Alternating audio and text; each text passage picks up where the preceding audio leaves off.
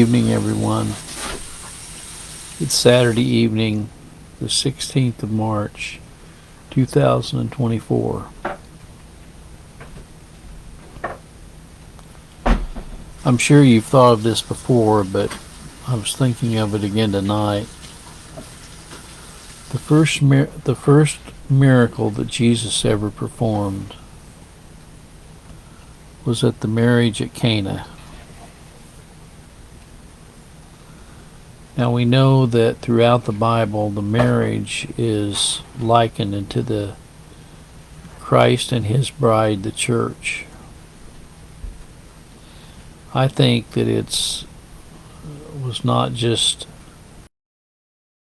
coincidences with God, but it wasn't just coincidence that his first miracle was turning the water into wine at this marriage. The third day there was a marriage of Cana of Galilee, and the mother of Jesus was there. And both Jesus was called and his disciples to the marriage.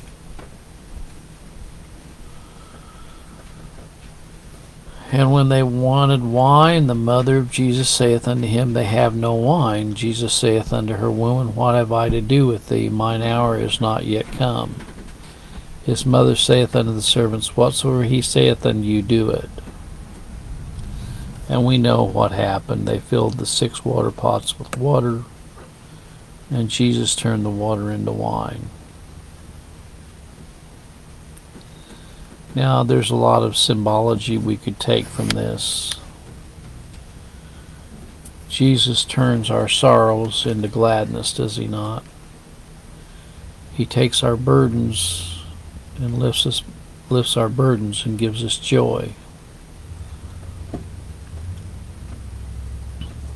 I think that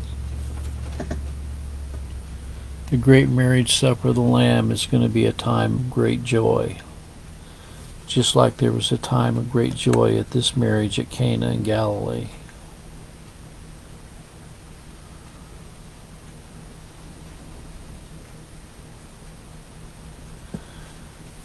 This governor of the feast said unto Jesus, Every man at the beginning doth set forth good wine, and when men have well drunk, then which is worse, but thou hast kept the good wine until now.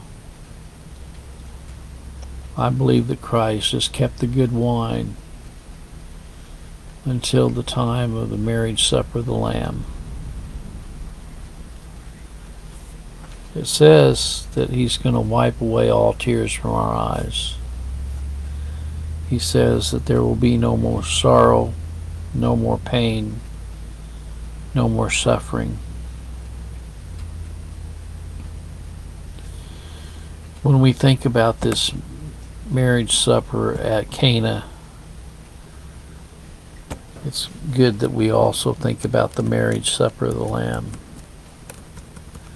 Have you ever thought regarding marriage,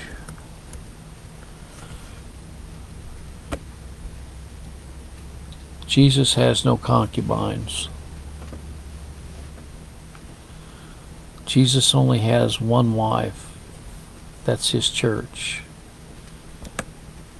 There's a lot of people that say that all paths lead to God. But God is not married to a harlot church. He's married to his bride. He doesn't have concubines. And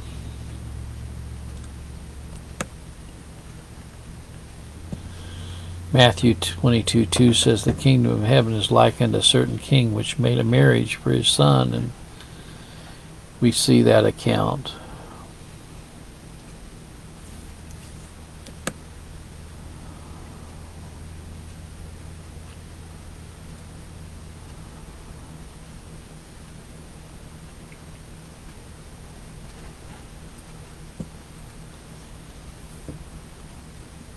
In heaven there's no marriage because we're married to Christ. You know? And Marriage is always considered to be a very joyful time when people meet to honor those who are taking their marriage vows in front of others. I think that the marriage supper of the Lamb is going to be the greatest celebration of all times.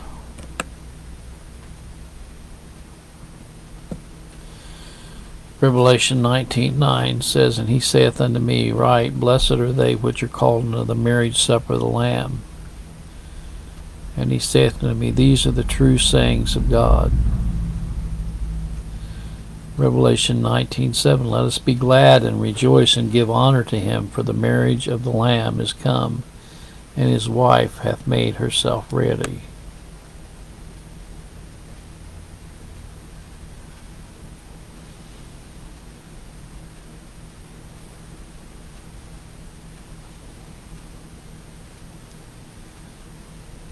Well,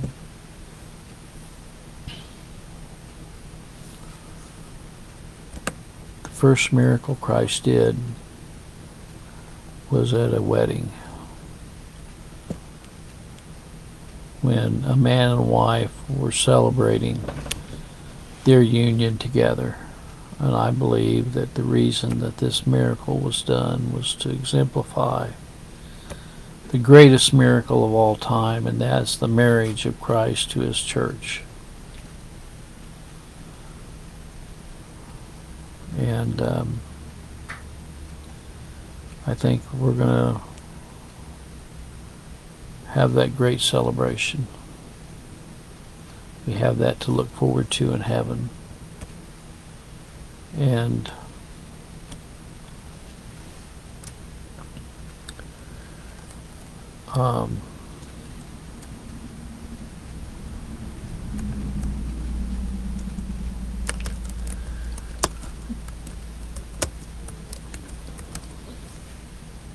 I don't know what went on at that wedding at Cana other than just probably a normal wedding,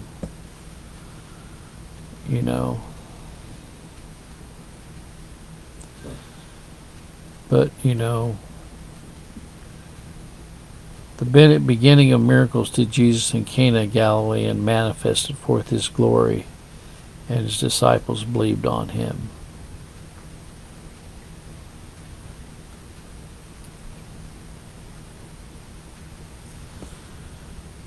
You know,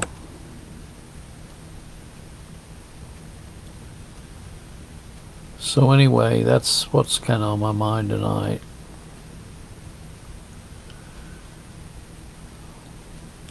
Jesus chose to do his first miracle at a wedding, turning the water into wine, bringing joy to the feast, and we're looking forward to the great feast, the wedding supper, marriage supper of the Lamb. May the good Lord be with you is my prayer. God bless.